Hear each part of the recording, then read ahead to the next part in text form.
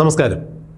PM Shri പദ്ധതിയുമായി ബന്ധപ്പെട്ട് CPM-ഉം CPI-യും നേർക്കുനേർ കൊമ്പ് കോർത്തിരിക്കുന്ന സാഹചര്യത്തിൽ CPI-യുടെ ദേശീയ സെക്രട്ടറിയായ D രാജ തന്നെ പറഞ്ഞിരിക്കുന്നു, PM ശ്രീ പദ്ധതിയിൽ ഒപ്പുവച്ചിരിക്കുന്ന സംസ്ഥാന സർക്കാരിൻ്റെ നെറികെട്ട ഈ തീരുമാനം മാറ്റാതെ, അതായത് നരേന്ദ്രമോദി സർക്കാരിൻ്റെ PM ശ്രീ പദ്ധതിയിൽ ഒപ്പുവച്ചിരിക്കുന്ന കരാർ റദ്ദാക്കാതെ ഇനി ഇടതുപക്ഷ ജനാധിപത്യ മുന്നണി സർക്കാരിൽ ഒരുമിച്ച് പോകുന്ന പ്രവണത ഉണ്ടായിരിക്കില്ല.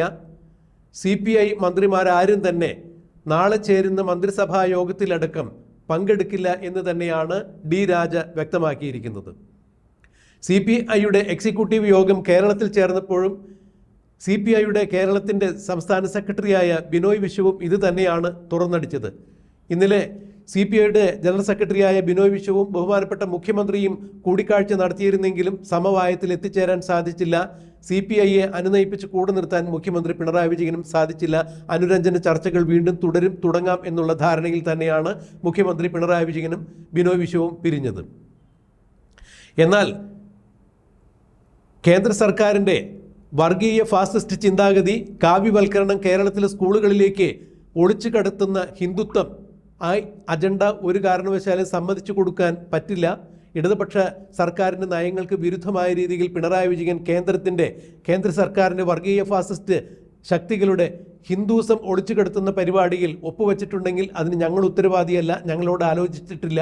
ഞങ്ങളോട് PM ശ്രീ പദ്ധതിയുമായി ആലോചിച്ച അവസരങ്ങളിലെല്ലാം CPI-യുടെ മന്ത്രിമാർ കടുത്ത വിയോജിപ്പ് പ്രകടിപ്പിച്ചിട്ടുണ്ടായിരുന്നു. നിയമസഭാ ഉപദേശക സമിതിയും ഇക്കാര്യത്തിൽ നയപരമായ തീരുമാനമെടുക്കണം എന്നുള്ള ഉപദേശം തന്നെയാണ് നൽകിയത്. മുന്നണിയിലോ മന്ത്രിസഭയിലോ കൂടിയാലോചിക്കാതെ ഒരു തീരുമാനം കൈക്കൊള്ളാതെ മുഖ്യമന്ത്രി പിണറായി വിജയൻ തൻ പ്രമാണിത്വത്തോടുകൂടി ഏകാധിപത്യ സ്വഭാവത്തോടുകൂടി PM ശ്രീ പദ്ധതിയിൽ ഒപ്പുവെച്ച് കൊടുത്തിട്ടുണ്ടെങ്കിൽ അത് മുഖ്യമന്ത്രിയുടെ സ്വാർത്ഥ താല്പര്യങ്ങൾക്ക് വേണ്ടി തന്നെയുള്ളതാണ് എന്നാണ് ഇപ്പോൾ ഇടതുപക്ഷത്തിലുള്ള പ്രമുഖരായ ചില ആളുകൾ അടക്കം പറയുന്നത്. മുഖ്യമന്ത്രിയുടെ മകനും മകൾക്കും കേന്ദ്ര അന്വേഷണ ഏജൻസികളുടെ കേസുകൾ ഉള്ളതിനാൽ സീരിയസ് ഫ്രോഡ് ഇൻവെസ്റ്റിഗേഷൻ ഓഫീസിൻ്റെ അന്വേഷണം നേരിടുന്ന മുഖ്യമന്ത്രിയുടെ മകൾ വീണ വിജയൻ്റെ എക്സാലോജിക് എന്ന കമ്പനിയും കരിമണൽ ഖനന കമ്പനിയും തമ്മിൽ നടന്ന വഴിവിട്ട സാമ്പത്തിക ബന്ധങ്ങളെക്കുറിച്ച് അന്വേഷിക്കുന്ന കേസ്, മുഖ്യമന്ത്രി പ്രതിയായിട്ടുള്ള അല്ലെങ്കിൽ മുഖ്യമന്ത്രിയെ കൂടി പ്രതി ചേർത്ത് ബഹുമാനപ്പെട്ട സുപ്രീം കോടതിയിലിരിക്കുന്ന ലാവ്ലിൻ കേസിൽ മുഖ്യമന്ത്രിയുടെ മകനോട് ED വിശദീകരണം ചോദിച്ചുകൊണ്ട് അയച്ച ഒരു നോട്ടീസിനെ സംബന്ധിച്ച ചില വിഷയങ്ങൾ, ഇത്തരം വിഷയങ്ങളിൽ നിന്നും മകനെയും മകളെയും രക്ഷിക്കുന്നതിന് വേണ്ടിയാണ് മുഖ്യമന്ത്രി പിണറായി വിജയൻ കേന്ദ്ര ആഭ്യന്തരമന്ത്രിയായ അമിത്ഷായെ കണ്ടതിന് ശേഷം, പ്രധാനമന്ത്രിയെ കണ്ടതിന് ശേഷം PM ശ്രീ പദ്ധതിയിൽ അവരുടെ സമ്മർദ്ദത്തിന് വഴങ്ങി ഒപ്പിട്ടത്. മുന്നണി മര്യാദകൾ ലംഘിച്ചുകൊണ്ട്, മുന്നണിയുമായി ആലോചിക്കാതെ, മന്ത്രിസഭയിൽ ആലോചിക്കാതെ പിണറായി വിജയൻ തൻ്റെ സ്വാർത്ഥ താല്പര്യങ്ങൾ സംരക്ഷിക്കുന്നതിന് വേണ്ടി PM ശ്രീ പദ്ധതിയിൽ ഒപ്പിട്ടത് ഒരു കാരണവശാലും തങ്ങൾക്ക് അംഗീകരിക്കാൻ പറ്റില്ല എന്ന് തന്നെയാണ് CPI മന്ത്രിമാരും CPI-യുടെ ദേശീയ ജനറൽ സെക്രട്ടറി D രാജയും അറിയിച്ചത്. ഇന്നലെ CPI മന്ത്രിമാർ മുഖ്യമന്ത്രിയെ നേരിട്ട് കണ്ട് തന്നെ കത്ത് കൊടുത്തിട്ടുണ്ടായിരുന്നു. PM ശ്രീ പദ്ധതിയിൽ നിന്നും ഒപ്പുവെച്ച MOU ഒപ്പുവെച്ച പദ്ധതിയിൽ നിന്നും പിന്മാറാതെ, അത് റദ്ദാക്കാതെ CPI മന്ത്രിമാർ ഇനി മന്ത്രിസഭാ യോഗത്തിൽ പങ്കെടുക്കില്ല എന്ന് തന്നെയാണ് വിയോജനക്കുറിപ്പ് അറിയിച്ചിരുന്നത്. എന്നാൽ ഈ പ്രവൃത്തിയിൽ മുഖ്യമന്ത്രി പിണറായി വിജയൻ ഏറെ ക്ഷുഭിതനാണ്. ഇന്ന് CPI വിളിച്ചു ചേർത്ത ഒരു യോഗത്തിൽ അതിൻ്റെ കൃത്യമായ തിരിച്ചടി മുഖ്യമന്ത്രിയുടെ ഭാഗത്തു നിന്നും ഉണ്ടാവുകയും ചെയ്തു. എറണാകുളം ഗസ്റ്റ് ഹൗസിലെ ഹാളിൽ സിവിൽ സപ്ലൈസ് വകുപ്പ് വിളിച്ച ഒരു ഭക്ഷ്യ യോഗത്തിൽ തന്നെയാണ് മുഖ്യമന്ത്രി ക്ഷോഭിച്ചുകൊണ്ട് ഇറങ്ങിപ്പോയിരിക്കുന്നത്. നെല്ല് സംഭരണവുമായി ബന്ധപ്പെട്ട് സിവിൽ സപ്ലൈസ് വകുപ്പ് വിളിച്ച യോഗത്തിൽ മുഖ്യമന്ത്രി എത്തുകയായിരുന്നു. മുഖ്യമന്ത്രി 9 മണിക്ക് തന്നെ യോഗത്തിലേക്ക് എത്തി. എന്നാൽ നെല്ല് സംഭരണവുമായി ബന്ധപ്പെട്ട വിഷയത്തിൽ മില്ലുടമകളെ എന്തുകൊണ്ട് ക്ഷണിച്ചില്ല എന്നാണ് മുഖ്യമന്ത്രി ചോദിച്ചത്. എന്നാൽ സിവിൽ സപ്ലൈസ് ഉദ്യോഗസ്ഥന്മാർ ഓടി വന്ന് മുഖ്യമന്ത്രിയോട് പറയുന്നുണ്ടായിരുന്നു, മുഖ്യമന്ത്രിയുടെ ഓഫീസുമായി ഇന്നലെ തന്നെ ഇക്കാര്യങ്ങൾ അറിയിച്ചിട്ടുണ്ടായിരുന്നു, ഈ യോഗത്തിലേക്ക് മില്ലുടമകളെ വിളിക്കുന്നില്ല, നെല്ല് സംഭരിക്കുന്നതിന് വേണ്ടി പണം എങ്ങനെ കണ്ടെത്താനാകും എന്ന് ആലോചിക്കുന്ന യോഗം തന്നെയാണിത്. അതുകൊണ്ട് ഈ യോഗത്തിലേക്ക് മില്ലുടമകളെ വിളിക്കുന്നില്ല എന്നുള്ളത് ഇന്നലെ മുഖ്യമന്ത്രിയുടെ ഓഫീസിനെ അറിയിച്ചിട്ടുണ്ടായിരുന്നു എന്ന് സിവിൽ സപ്ലൈസ് ഉദ്യോഗസ്ഥർ അറിയിച്ചിട്ടും മുഖ്യമന്ത്രി അതിന് ചെവിക്കൊള്ളാതെ, മില്ലുടമകളില്ലാതെ എന്തിനാണ് ഈ യോഗം വിളിച്ചത്, ഈ യോഗത്തിൻ്റെ പ്രസക്തി എന്താണ് എന്ന് ക്ഷുഭിതനായി യോഗം ബഹിഷ്കരിച്ചുകൊണ്ട് 5 മിനിറ്റിനുള്ളിൽ യോഗ നടപടികൾ അവസാനിപ്പിച്ചുകൊണ്ട് ഓടി കാറിൽ കയറി പോവുകയായിരുന്നു. കാറിലേക്ക് കയറുന്നതിന് മുമ്പ് അദ്ദേഹം CPI-യുടെ മന്ത്രിമാരെ അറിയിച്ചിട്ടുണ്ടായിരുന്നു, നാളെ തിരുവനന്തപുരത്ത് 4 മണിക്ക് ശേഷം ഈ യോഗം വിളിക്കൂ, മില്ലുടമകളെ കൂടി വിളിക്കാനാണ് മുഖ്യമന്ത്രി നിർദ്ദേശിച്ചത്. ഇത് മുഖ്യമന്ത്രിയുടെ ഒരു ഇരുട്ടടി തന്നെയാണ്, ഇരട്ടത്താപ്പ് തന്നെയാണ്. കാരണം നാളെ ചേരുന്ന മന്ത്രിസഭാ യോഗത്തിൽ CPI മന്ത്രിമാർ പങ്കെടുക്കില്ല എന്ന് മുഖ്യമന്ത്രിക്ക് ഒരു കത്ത് നൽകിയിട്ടുണ്ടായിരുന്നു.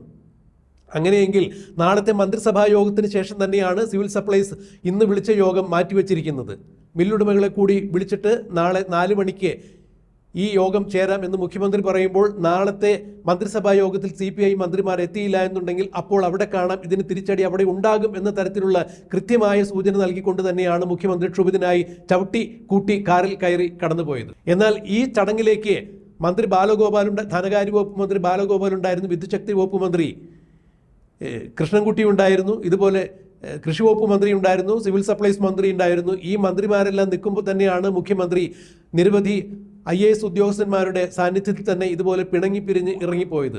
നെല്ല് സംഭരണവുമായി ബന്ധപ്പെട്ടൊരു യോഗമാണ്. നെല്ല് സംഭരിക്കുമ്പോൾ എങ്ങനെയാണ് ഇവർക്ക് പണം കണ്ടെത്തി കൊടുക്കാൻ പറ്റൂ എന്നുള്ള കൂടിയാലോചനയ്ക്ക് വേണ്ടിയാണ് ഈ യോഗം വിളിച്ചിരുന്നത്. അതിലേക്ക് മില്ലുടമകളെ വിളിച്ചിട്ടുണ്ടായിരുന്നില്ല. ഈ വിവരം നേരത്തെ തന്നെ മുഖ്യമന്ത്രിയുടെ ഓഫീസിനെ അറിയിച്ചിട്ടുള്ളതുമായിരുന്നു. പിന്നെ എന്തുകൊണ്ടാണ് മുഖ്യമന്ത്രി ഇത്തരത്തിൽ CPI വിളിച്ചു ചേർത്ത ഈ ഒരു യോഗത്തിൽ പ്രതിഷേധിച്ചുകൊണ്ട് ഇറങ്ങിപ്പോയത് എന്നുള്ള കാര്യങ്ങൾ അന്വേഷിക്കുമ്പോൾ CPI CPMന്റെ PM ശ്രീ പദ്ധതിയുമായി വിയോജിച്ച് നിൽക്കുന്നതിനുള്ള കൃത്യമായ തിരിച്ചടി തന്നെയാണ് മുഖ്യമന്ത്രി നൽകിയത്. മുഖ്യമന്ത്രി പണി തുടങ്ങിയിരിക്കുന്നു എന്ന് വേണം ഇതിൽ നിന്നും മനസ്സിലാക്കാൻ.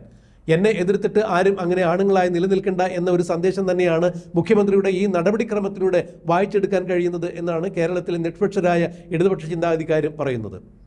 അതെന്ത് തന്നെയായാലും നാളെ തിരുവനന്തപുരത്ത് 4 മണിക്ക് മന്ത്രിസഭാ യോഗത്തിന് ശേഷം യോഗം വിളിച്ചിരിക്കുന്നു എന്ന് പറയുമ്പോൾ ഈ യോഗം ഇനി എങ്ങനെ കലാശിക്കും എന്നുള്ളത് കണ്ടറിയേണ്ടത് തന്നെയാണ്.